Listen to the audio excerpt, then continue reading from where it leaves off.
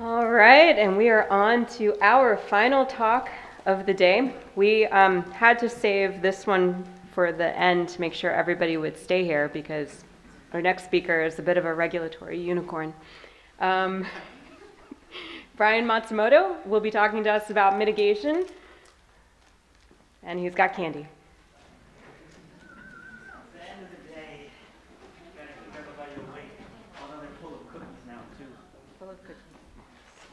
Am I handing this out?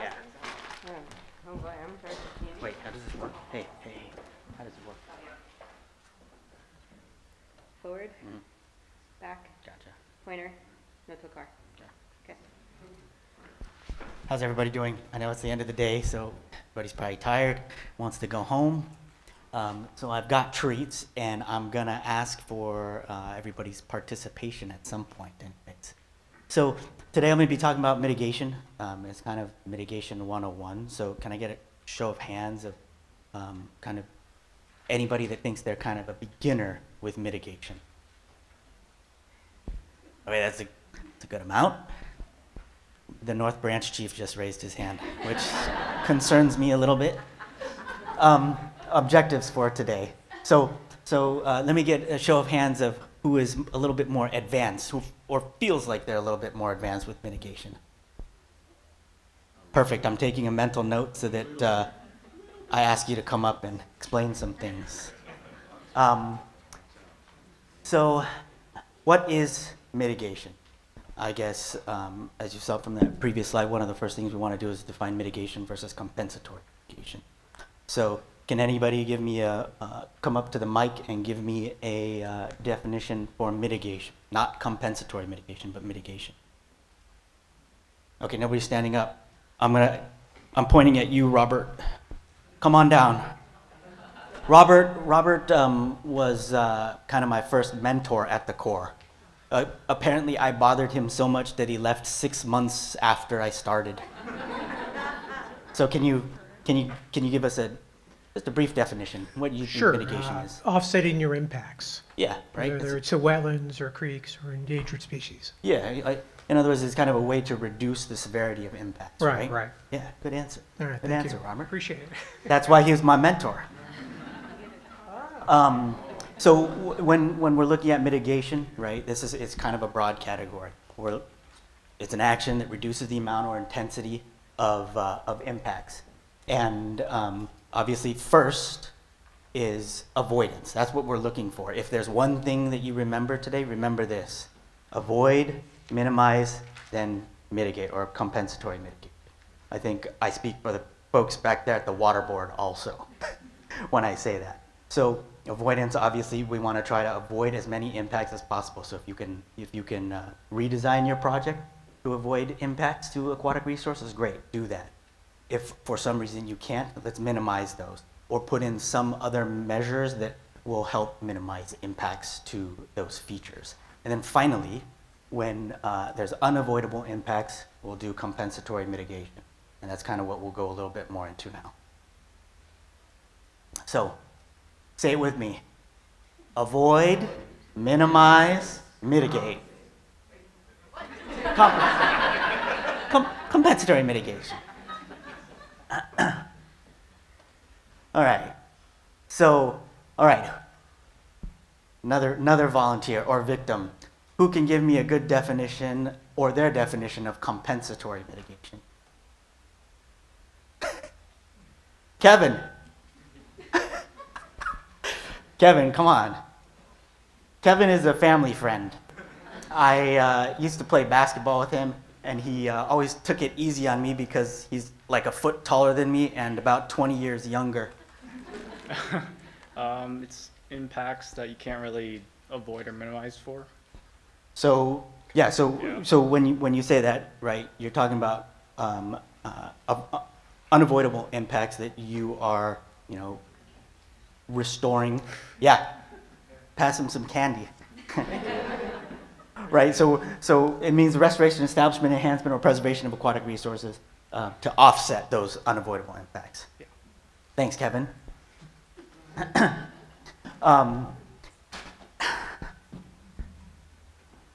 So when we're looking at this, We're really looking to, obviously, again, avoid and minimize, but we're trying to replace the lost functions and services of those features that have been impacted by the project, right? So the mitigation should be directly related to the impacts of the proposal, appropriate to the scope and degree of impact, and reasonably enforceable. And this is all within our regulations, which we'll talk a little bit about, but we won't get too much into. So when is compensatory mitigation triggered? And this is going to be just kind of the general rules here. So when we're looking at general permits, the threshold is kind of that 1/10 of an acre. Our regulations tell us that we have some discretionary authority to require mitigation below 1/10, but we don't have to. We can if it will help minimize those impacts or make it ensure that there are no more than minimal impacts from the project. When we're talking about stream loss, that is a lower threshold. So we're looking at 3/100ths. Again, same thing. And then for individual permits, which I think we talked about previously, in general, there will be compensatory mitigation that is required. So these are different methods of compensatory mitigation, and these definitions are spelled out in our mitigation rule again, which I'll talk about in just a second. But in general, you have restoration, which encompasses reestablishment and rehabilitation. Reestablishment is when you're essentially creating an aquatic resource where there was previously an aquatic resource, but is now upland. Establishment is the creation of a resource where there is currently upland, and rehabilitation, where you would repair the natural historic functions of a degraded system. So, you know, we're looking at multiple functions that would be enhanced or improved. And then we have enhancement, which is can be a single function that we're trying to lift, have uplift for, or it could be multiple, and it may result in a decrease in other functions, but it would depend on the type of project that you're working on. And then finally, preservation, which is a permanent protection of the resource. So we're getting into the mitigation rule. This is kind of the meat and potatoes of how we look at mitigation. The mitigation rule you'll hear it referred to as the 2008 mitigation rule. It was published in 2008, and it provides standards and kind of a framework for the core and mitigation. Just kind of scroll through these here. Details in there about mitigation proposals, what needs to be in those mitigation plans, details on the process of establishing mitigation banks and in the fee programs.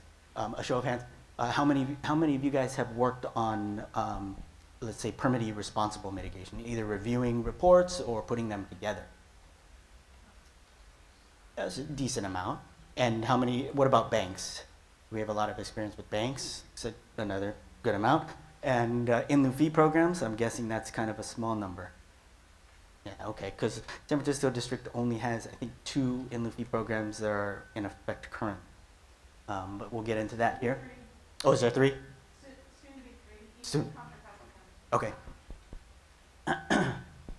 So general considerations, I think the main thing to take away from this slide is we're looking at what is environmentally preferable when we're looking at this.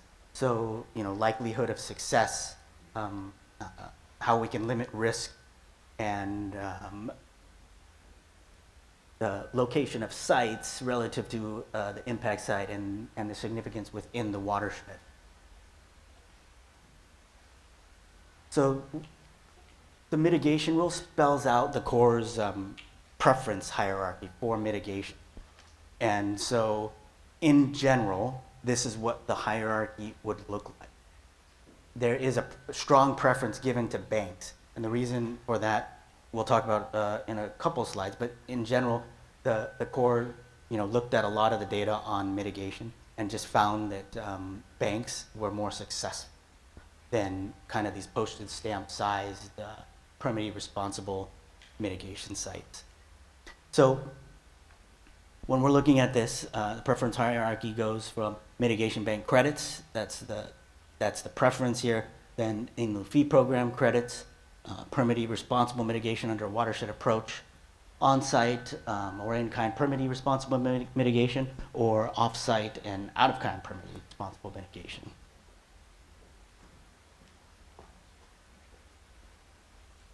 So mitigation banks, this is the number one on the preference hierarchy. Again, that's kind of a general rule.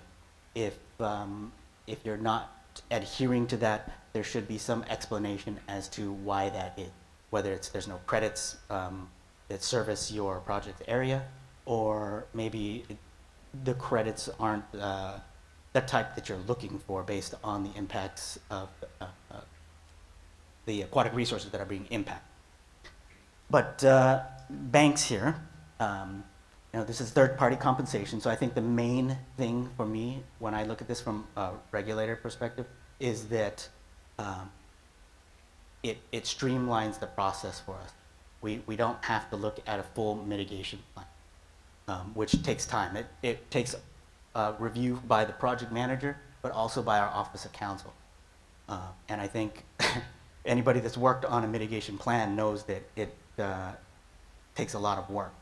So the most important thing I think for the people purchasing from here is that the liability is passed on to the bank now, it's no longer with the applicant.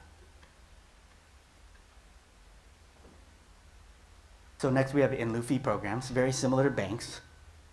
These are typically again third party, but the sponsor is a governmental or non-profit natural resource management and actually one of the in lieu fees I worked on with Ducks Unlimited, Greg Lose is here, so he's a good resource if you're looking to get one of these started. Greg, can you stand up? I told you I'd point you out. Thank you for coming. But the difference here is that in lieu fee programs typically don't have sites in the ground at the time they are implemented. So you have these advanced credits, so there's some temporal loss, and there's still some risk with it. In the case that the in lieu fee program doesn't sell enough advanced credits to get projects in the ground, which is why it's second on the list. But again, these are larger sites, usually connected or near other protected land. So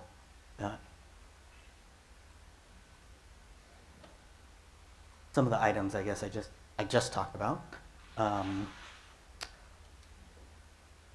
So again, here, permittee responsible mitigation. I've had kind of mixed results with permittee responsible mitigation. A lot of times the sites just aren't doing well, and I think that's what was found when the Corps looked at, audited a bunch of permittee responsible mitigation sites. They are typically small, not always connected to other preserved lands, and I think at least early on, back when I started, there wasn't always a lot of baseline information that was collected or provided, so you get failure. And obviously that's a problem when we're trying to mitigate and compensate for lost functions from projects. It's just a quick table if you want to take a quick snapshot of the differences between these types of mitigation here. I don't think I'm going to go over that, but give you a minute to grab your phones and take a quick picture. I think these will be available right after also. So I think one of the big questions that everybody wants answered is how much compensatory mitigation is required? And that's a big, it depends, as usual.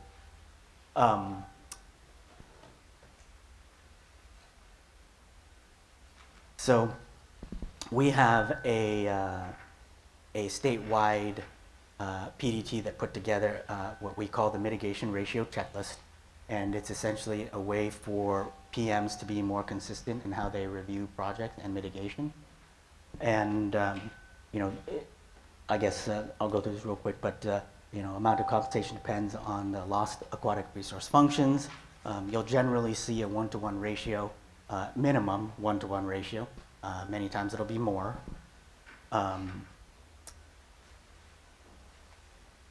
So this is the checklist I was talking about. This can be found on the South Pacific Division website. I think it can be found on our website too. And it's basically a kind of standardized way for the project managers to go through projects and take into consideration the different risks of the mitigation site. It'll include things like the lost functions at the impact site versus what's being replaced at the mitigation site. It'll take into account temporal loss, risk and uncertainty from different activities that may be conducted on the site, conversion, if you're, say, mitigating with vernal pools, but you're impacting some kind of low quality seasonal wetlands, that's the type of thing it'll take into account. And in the end, it'll spit out, for us anyways, a mitigation ratio that we would apply to the project. You, as members of the public, consultants, it's a good tool for you to use, but in the end, we have to do it ourselves also. So there is some level of subjectivity in this, but I think overall it's resulted in more consistent mitigation ratios for projects. So a big tool that we use when we're looking at banks and in lieu fees is the Regulatory In Lieu Fee and Bank Information Tracking System, or RIBITS. Has anybody gone onto that site? And have you found it useful? Yeah, I'm seeing a lot of head nodding, not too many no's, so that's good. But essentially, this is our repository for all banks and in lieu fee programs. In fact, there'll also be conservation banks on there from the Fish and Wildlife Service and credits from the Department of Fish and Wildlife also. It tracks all the banks and fees, like I said, and it's super easy to find credits. So if you have a project, you can go into this tool here, pinpoint your project, and it'll spit out the banks that service that area. So it's really easy to find credits, which obviously, again, is the preference here. So in 2011, the Corps, along with 8 agencies, signed a 8-agency MOU for banking in California. And through that, we formed a project delivery team that is statewide and came up with standardized documents to help everybody out, streamline the process and stay consistent. But these are the documents that have been finalized by our PDT, and these can all be found on the Corps website, San Francisco District, Sacramento, or LA District. I think they should be pretty easy to find. We also have some approved checklists and guidance checklists for the 3 stages here of banking and mitigation bank proposal guidance, which came out just last year. You want to take a picture of this, or you can wait for the slides, but this is where you can find all this information. I guess one thing that was on the agenda that I didn't include in my slides, and for some reason stayed on there, is the interagency review team. The interagency review team is a multi-agency review team that essentially reviews and comments on banks. So those, what we call IRT members, will review them, provide comments to the Corps, and those comments will be submitted to the bank sponsor for review and to address them. Those agencies may or may not be signatory agencies. Typically, if they're taking the time to comment, that means that they have a stake in it, meaning that they'll have credits. So, it's it sometimes is a longer process with so many agencies involved, but in the end, I think it's beneficial for the resource and for the applicants and the bank sponsor to have multi-credits within a bank. I think that was it for my mitigation 101 here.